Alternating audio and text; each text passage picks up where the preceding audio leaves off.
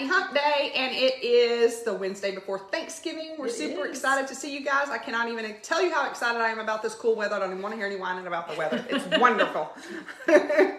This is the no hot flash weather. This is great. Right. So, a little chilly for me because I'm always just cold. Put a hoodie on and eat a cheeseburger. I wear a hoodie in the summer, right? To some people, right? So today we're going to talk about surveys and why you need them on any piece of property, house, land, anything that you have. So we're going to have a survey that you guys can actually look at. It's really hard for you to see this really up close, but Darla, take it away. So Yvonne's going to put the survey, one of the surveys that we're going to talk about today as a case study, in the comments. So, and then we'll have that up on the website or on the YouTube page later for your perusal.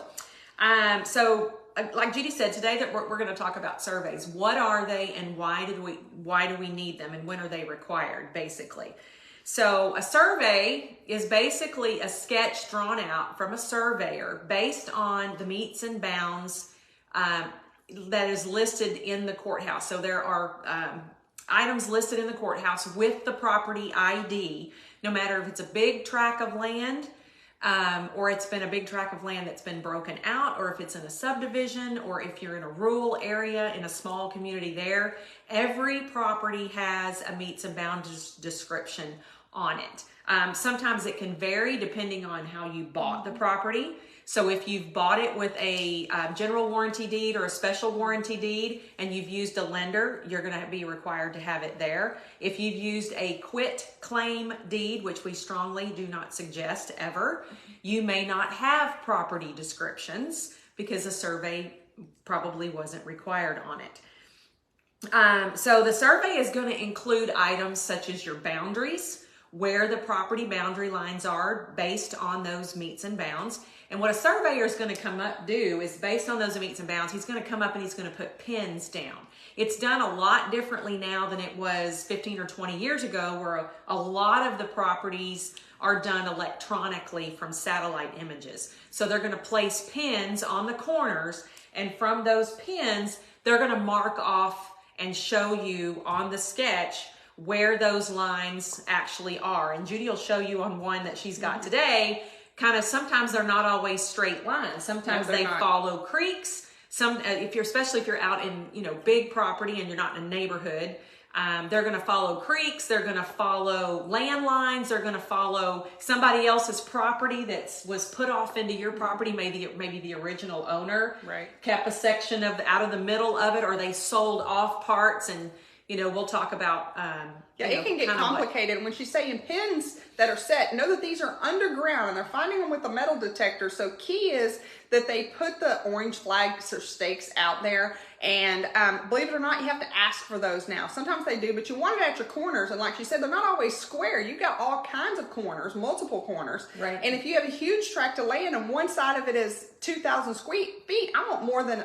one at each corner. And so those are extra extra costs, because a lot of times it's really wooded. They have to go around trees and that. So, like you were saying last week, we don't just eyeball it to the left side of the oak tree and down past that cow over there that I know. Because if you've been on that property a really long time, you very likely know your boundaries, but your new buyer doesn't. Right. They don't know what you know. Right. And sometimes when you're on really large tracts of land where you're going down 4,000 feet, you're going to want to know, because we can get off on that property, right? So we're going to want to know exactly where that is, especially if you decide to put up a fence, right? You're going to want to make sure you don't encroach on the neighbor's side, and you don't take off part of your side, because that can happen as well. It happened on my dad's property. I always thought that my dad's line ended right where my grandmother's fence had always been. The fence is not your boundary. The fence is not the boundary. Apparently there was another 2 feet on just on the other side of that into my dad's property that was actually the property line.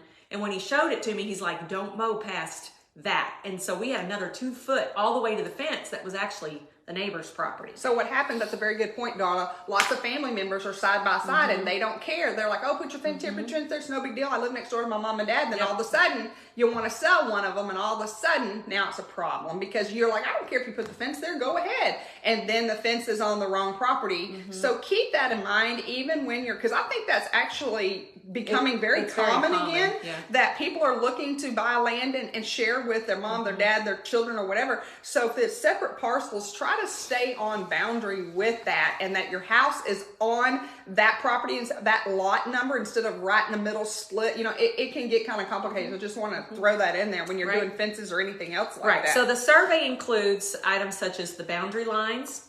It's gonna, and it has longitude and latitudes on it. And it also has the feet markings on it. So you could actually walk it off at some point if you needed to. It's going to include any easements. That's going to be aerial easements. That's going to be utility easements. They are listed on there. Build lines. If you're in a developing neighborhood, let's say one that's not like a D.R. Horton community, but one that's out in Livingston. I just closed one out there. And it's a community, but the lots are not owned by the developer. They're owned by individuals. So they're sold off by the individuals. But the build lines have been set within the properties from the previous owner, right? And so you want to make sure that you don't build inside of that build line, because you could get in trouble with your neighborhood, or, you know, whatever happens in there. And then any fences or improvements that are made on the property. So if you're going to put a fence up on your property, you want to make sure that the fence line is right on that boundary line with you. You don't want to lose property on your side, and you don't want to encroach on someone else, because what happens when you encroach on someone else's property, they sell it, and then the neighbor finds out in their survey that your fence is on their property and they've lost a foot of their yard. They have the right to take that property, that fence line down. So because it's their fence, because you put it on their property. It's now their fence. That is correct. So that's the biggest reason why a survey is important. The other reason is a lot of people make improvements on their property. We're over at Judy's house today, and she has a workshop and a pool on her property. So let's say that she doesn't have it here, but let's say that you have a neighborhood and you're wanting to put a pool in your backyard.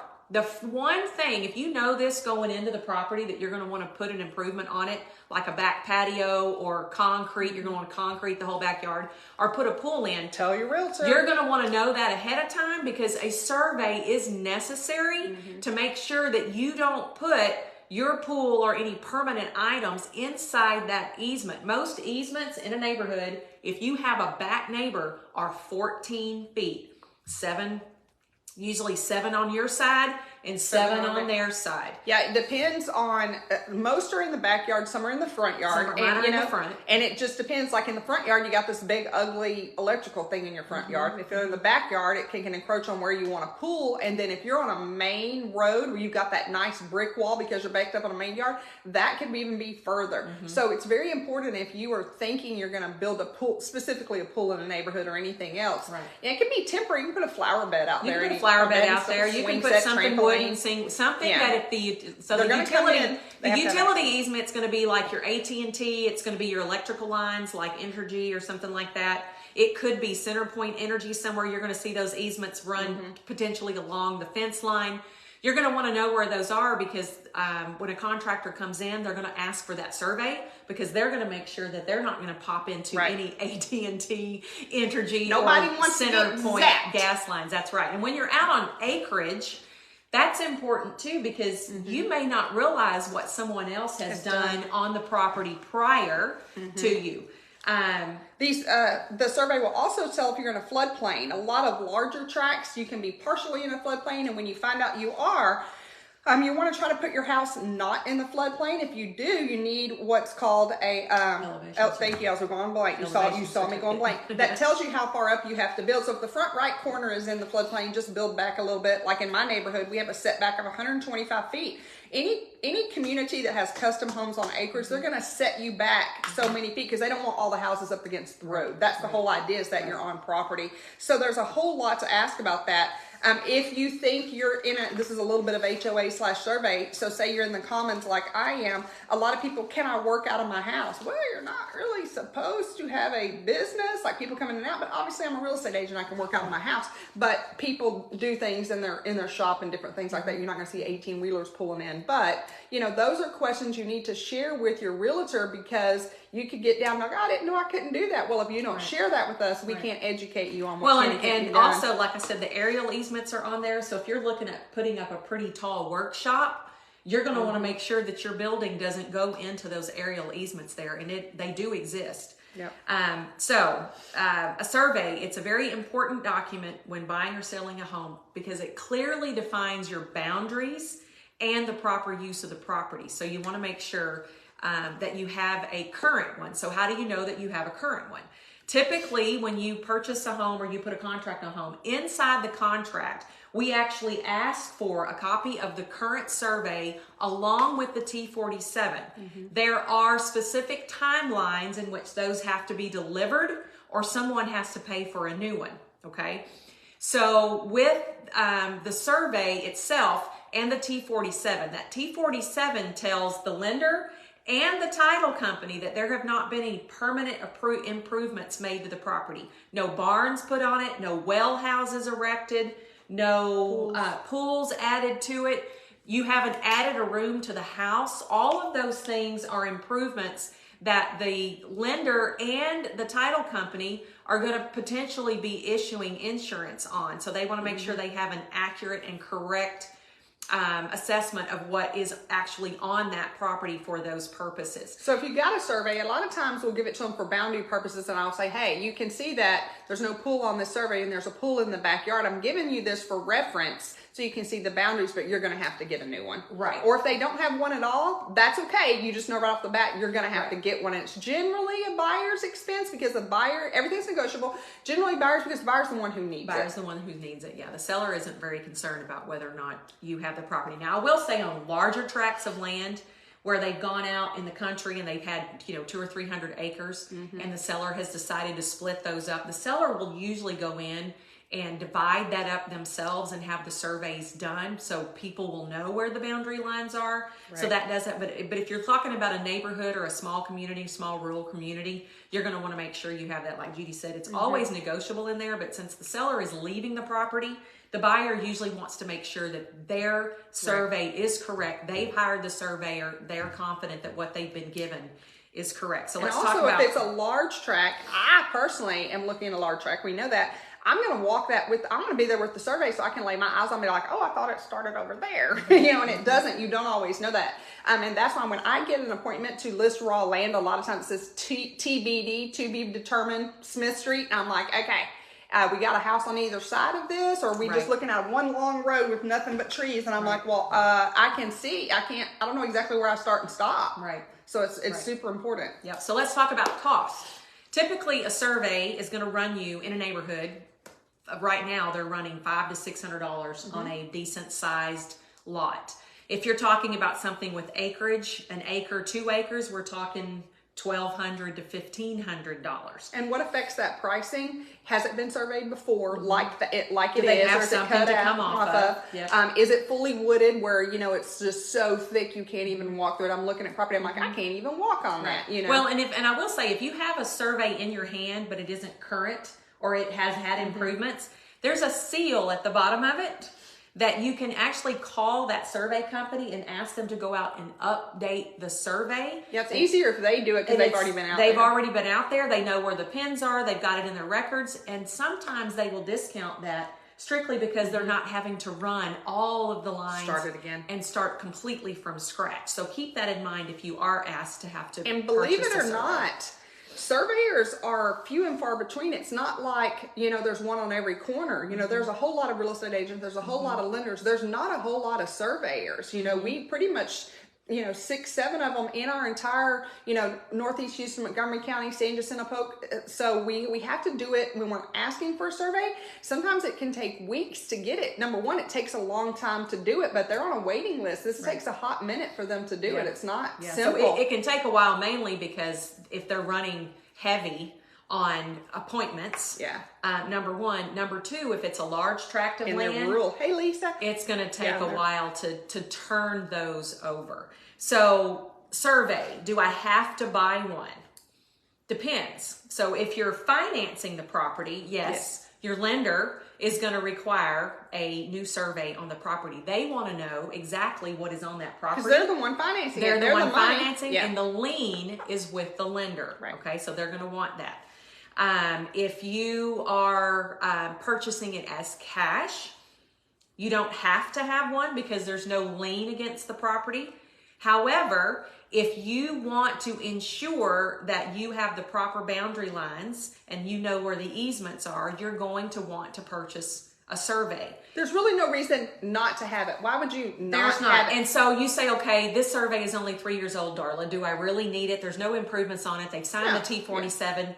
Can I trust that it's okay? You know what we're going to tell you? Probably so, but I tell you what, we're going to get the survey insurance. Right. So what is the survey insurance? The survey insurance is an insurance on the survey itself that insures against the survey of the property in the event that there are any mistakes made on boundary lines. Easements are not listed with the courthouse, and we'll talk about that because I have a case study with that as well. And that comes with your title commitment, and it's a very nominal fee. There's absolutely no reason not to get it. It's about 5% of the title policy cost. Right. That usually runs $50 to $100. You can, if you're being provided with a survey, there's a portion in the contract where we let the title company know, and we ask the seller and tell the seller we're going to purchase it. You can ask for the cost to be split if you're buying it if you're taking it from the seller, or you can purchase it yourself. It's not that expensive, but we highly recommend it, mainly because with the experiences that we've had, we're able to tell our clients exactly why it's important to do that. Yeah. So survey insurance is something that you definitely want to talk about in the contract when you see that with your realtor. So what happens if I get a survey or use one that's provided by the seller with the T-47 and there are issues with it after the sale? Good. I've never had any issues. Don't want any. That's your title company's job. They're reviewing. They have once the survey is done, they compare it to your title commitment. They update anything if it's been cut out of a parcel. But if there's any issues, what you're going to do is file a claim with your title company, just like you would if there was a lien that all of a sudden showed up on your house that wasn't there when you bought the house, and that's their job. We're not going to go into that because that's all legal jargon that we're not going to go into. But you do have that coverage. We don't want that to ever happen. I haven't had it happen, but this is why you, number one, close with the title company, and number two, you have a survey on your property. So what my case study, it actually popped up, and so we're actually contacting the attorney right now because we don't like to call those attorney people, but sometimes that's the whole reason that we have it, because now you have an attorney at your back from the title company, that we should be able to work through with that and get that resolved. So let's talk about case studies. If you know what a case study is, you may have had it in high school. I've certainly had them in college, and they're very popular to talk about because it's examples of things that have gone right or examples of things. This is what we do in our agent that have meetings. Gone wrong. Case studies. Case studies. So, oops, don't do that. Right. This is what happened this week. Case study number one today. Judy's going to go over a very large piece of property that she has walked recently. That I think Yvonne's gonna pop it into the comments if she hasn't already, so you can take a look at it today for the next 24 hours, because it's a little hard to see from here. But what Judy's gonna go over here is kind of boundary lines and easements and things like that. So I'm going to start with the most complicated thing first, and this is actually a tract of land that I made an offer on up by the lake. And so what happens is families have large tracts of lands and they start selling it off. So talking about several things, if you can see this and pull it up, you can see the yellow part here. Long story short, these are multiple pieces. This is everything you see is owned by one family, okay? They decided to start chopping it up and selling it piece by piece. So the main thing to pay attention to, it's hard to see, way up here is your access. This is Highway 190, which is up in Livingston area right here in Point Blank.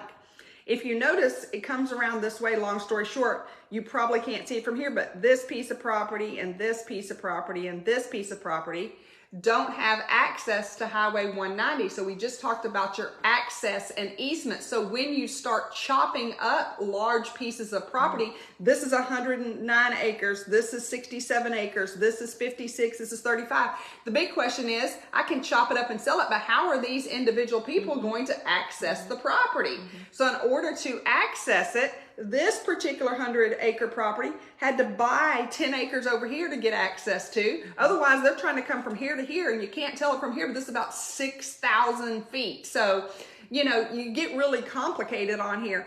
This is a 2-acre tract on 190 that provides access to all of these people. You'd have to make a road, and we could sit here all day. The other thing in here that you see is a pipeline easement. So this one survey has like every single disaster you could ever have. We're trying to let's buy this piece of property. We're talking about landlocked, pipeline running easement, through the middle of it, plus a creek. There's a creek, and there's not a big floodplain, but if you got a creek, you're in a little bit of floodplain.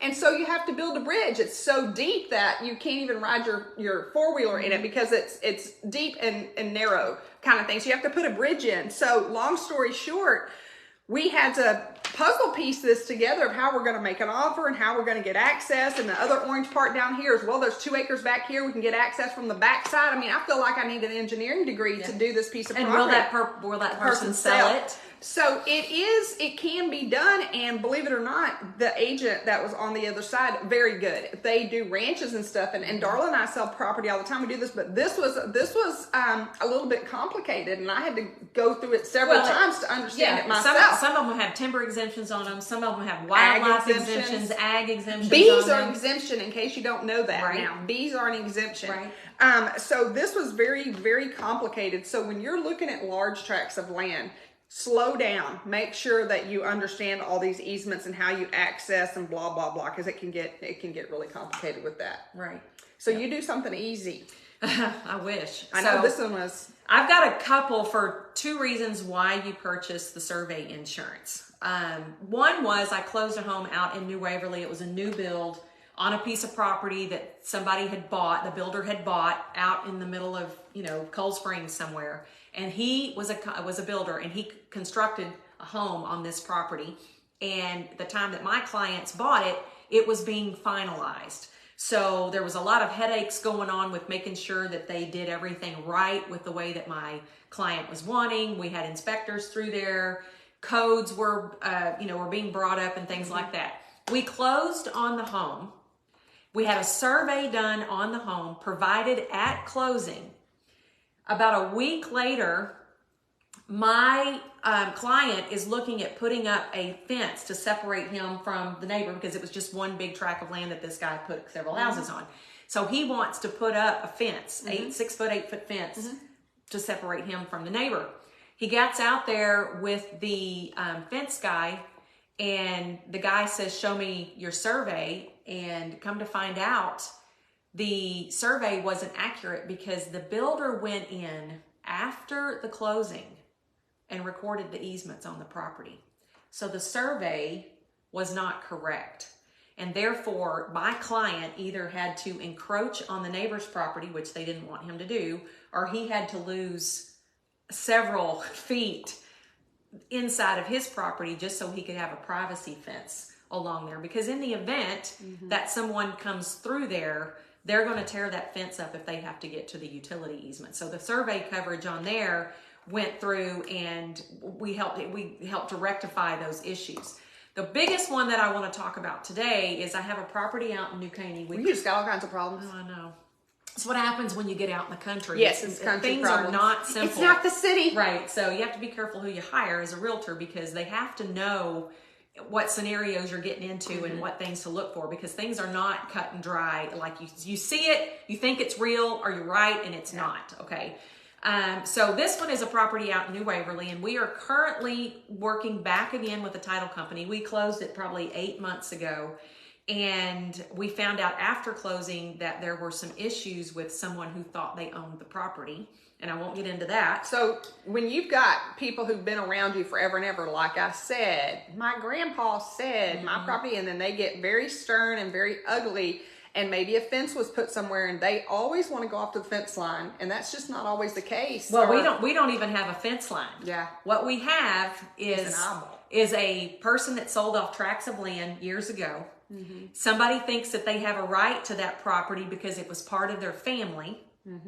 They've gone out and done surveys on their own, except the surveys are not correct because that's not where the survey lines are, and they don't own the property. That's the biggest thing.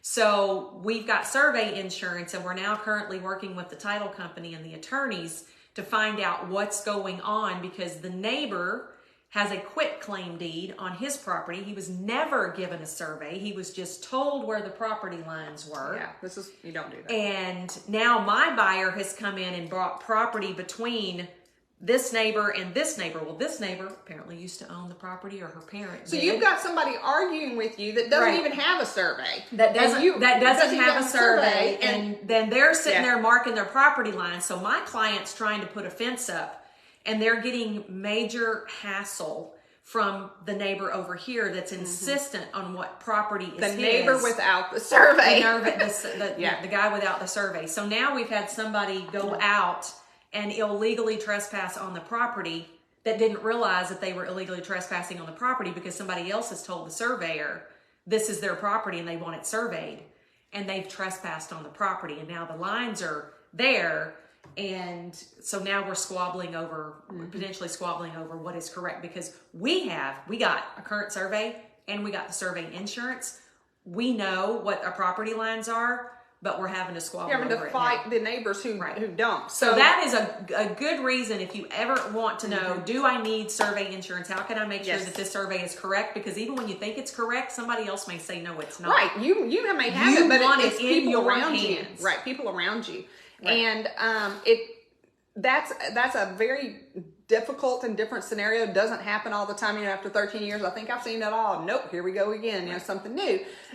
It's a very unique situation. It doesn't happen often, but the whole thing is just like medical insurance, just like life insurance or critical care insurance.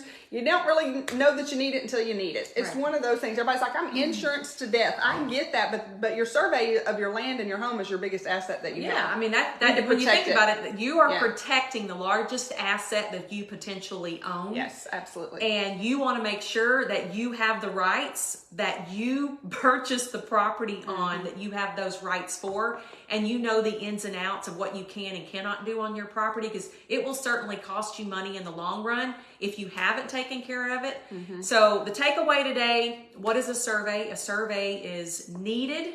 It is absolutely primary when you own a piece of property to know where your boundary lines are, where your easements are, what you can and cannot do with the property. So a lot of times, if you're in an HOA, if you want to, I'm deed restricted with an HOA. If I put a pool or a shop, I still have to get approval from my HOA. A lot of people don't like HOA, so it's a second set of eyes to make sure you're in your, I didn't realize that there was a setback. I didn't realize I can't put a shop in front of my house. My house the shop has to be behind my house, because there's lots of that. So if you're not restricted, you're just going on your own survey and your own stuff. So there's not a second set of eyes.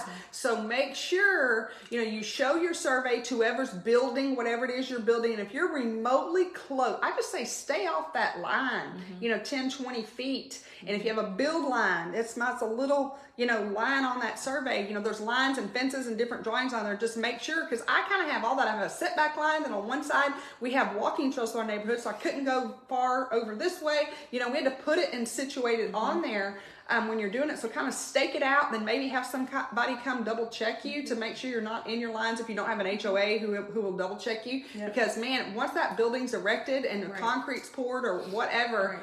Well, and the surveys sometimes will come back. If we get a new survey, it'll sometimes come back and there's fence encroachments on there. So you're going to want to know that from the very beginning. And maybe you don't care because it's 2 foot, or maybe you do care. That's just the thing. But if it's outside of your line, you don't care. If it's inside of your line, you might care. Right. So our takeaway today, surveys are necessary. We really ask our clients to get them, whether you have a new one or not, depending on how old it is, depending on, you know, if you're purchasing it with a loan, if you're a seller paying, if you're buyer paying cash. We still strongly suggest that you think about getting a new survey if you are a cash buyer. If you are working with a lender and it's not current, or the T47 doesn't state the things that it needs to state for them to feel comfortable loaning on the property without the improvements on there, it's going to be required. You're going to want to make sure that you know where your boundary lines are. You're going to want to make sure you know where your easements are, where your setbacks are, where your critical points on the property. If you're building a home, it's absolutely going to be necessary. You're going to have one. Yep. Do you have to, if you're a seller and you add an improvement to a property, do you have to get us a new survey? No, you do not. Okay. So hire a realtor who knows real estate and all its ins and outs, because these things are important. While they seem petty to you, we understand how expensive it can get later on, because unfortunately things do pop up, not at closing. They can pop up after closing. So for a general statement of what Darla was saying earlier, the owner of this property, because they were chopping it up, it was almost 300 acres and they were chopping it up. To chop it up was $20,000. So this is a big difference. This is what a difference between a big tract of land. So when you are negotiating, are you negotiating $400 or $500 in a subdivision, or $10,000 or $20,000? When it's huge tracts and you're cutting up, there's a huge price tag to that, and so you need to know what that is. Your realtor doesn't really know. You're going to have to get that price from a surveyor. Right. We have a general idea. Yes. We can give you an estimate, but it can get up there. Like I said, this was almost 300 acres being split up. It cost them $20,000 to split up, because she had to split. There's no way to really sell it because nobody knew where the boundary lines are. The agent didn't. The ladies that were selling it are 90 years old. They didn't know. So they had to pay for it up front, or it just wasn't, nobody can go out there in these woods and figure it out. Right.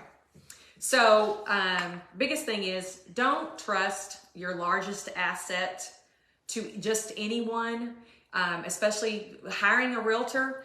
A lot of times, we've talked about this several times, and I'll go over this really quickly. When you're a buyer and you've decided that you want to start looking at potentially, can I purchase a home? Right. And you're pushing buttons on all of these search engines, Zillow, Realtor, whatever. When you're pushing those buttons, you're reaching a realtor, and it's just any random realtor that's paying for ads on there. So stop and think about it for a second. Do you really want to just push a button and get someone that's random, that you don't know what their experience is, you don't know what questions to ask?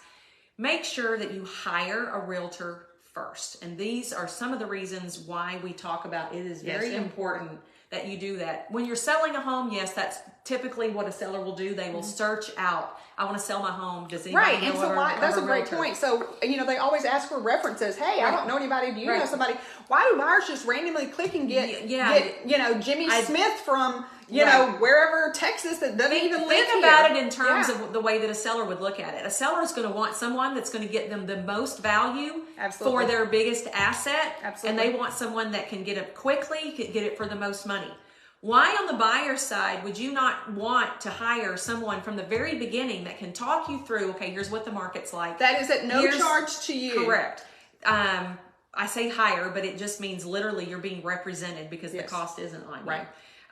But you're going to want someone that has the experience, that's closing in today's market, not 6 months ago, because we're not in 6 months ago market. And let me say this, it's very important that your buyer's agent knows the area, because if you get somebody pulling up in a Jaguar with 5-inch heels and a skirt on this 122 acre property, that's not going to go well for you. Okay. We're versatile out here. Potentially, that's probably not right. I don't necessarily go sell inside the loop. It's not my area. I don't know what I'm doing in there. But if you take me out to this 122 acres, I've got some boots and jeans and a 4-wheel drive that we're going to get you out there. Know your area. I don't play in the loop. I just don't. I refer that out. And if you're buying in an area, you need an agent who knows the area. Darla's from Cyprus and, back over here. So any Cyprus, I'm like, hey, you need to take them over there. I don't know the school. I don't know the area as well as you do. Well, and I will also say that with that, Judy and I are extremely intelligent. And if we are working with someone that says, hey, I've got a friend of mine that's looking at buying a townhome inside the loop, can you help them? Sure. Let me talk to them. The first thing I'm going to want to do is interview you. I want to know if you're a fit for the type of realtor that I am, and Judy is the exact same way. We all have different personalities, but I will say that Judy and I are very good at what we do. And while real estate is basically the same across the board, we've done enough transactions that we know what it takes to buy a condo, what to look for with a condo or a townhome. We know what it takes to buy rural property. We know what it takes Galveston is different to buy property to build a home on. And I'm going to say that I am not above saying, you know what? That's not my thing. I'm not going to be good at that. But let me refer you to someone that I know, because I've got somebody that asked me yesterday about commercial property way out in West Texas. Yeah. And I'm going to refer her over to our commercial agent, because that is not my forte. I've done commercial property before, but it's not my forte. Different. So let's talk about the listing of the week. Judy has an absolutely fabulous property on Lake Houston. I'm super excited. Just put the sign out. I got multiple listings coming up this next week, but 26 Artesian in Roman Forest. We just did a big property price reduction to $299,999. This is a 3-bedroom, 2-bath, move-in ready, low taxes in Roman Forest. So it's a super nice house. I have a 3-bedroom, 2-bath in Huffman on over 1 acre with over 359 foot of lakefront edge water. Not canal, not a little big lake with a floating dock. I have a home coming up in the hills of Westlake in Conroe, very desirable, off of 105. This one is going to be in the next couple of weeks. I've got one in Mont Bellevue that's going to be $550. Everybody, I mean, my phone is just ringing off the wall all of a sudden. I got Lynn's scheduling me for tomorrow. Then in Splendora, I have a 3-bedroom, 2-bath on First Street that we will be live this week. We're just waiting to get the final yard work done. It's like I said, 3-bedroom, 2-bath, 2,000 square feet with a huge game room, completely remodeled. We're going to be at $249. So we have a lot of new listings coming up in this week. So watch for those. That's a sweet price point. It is a sweet price point. So if you're not listening, we have a lot more opportunities for our buyers right now. And so if you've been sitting out, waiting, holding out for the right property, if you're waiting for interest rates to drop, you're going to be waiting a long time. Just saying, they've dropped a little bit here lately. Date the interest rate, marry the house. Right? Yeah. So we are seeing a lot more opportunities coming up now. So if you were waiting or you got pushed out during the pandemic, those things are starting to pop up now. So give us a call. We would be happy to sit down with you if you're a seller and go over how we sell successfully and do things differently here at DRG. And if you're a buyer, stop pushing the button. We're buying boldly. We're buying boldly. We're buying boldly these days. The market has changed, and we can help you get into that home at a good price. We can help get you the things that you need to make sure that you are set right from the very beginning.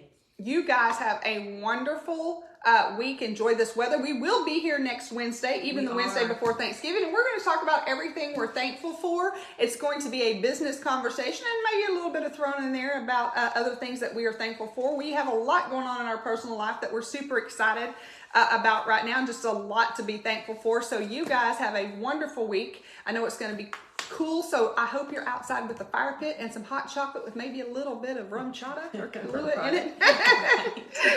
You guys have a great week, and watch for our new listings. They're coming up. Bye, y'all. Thanks.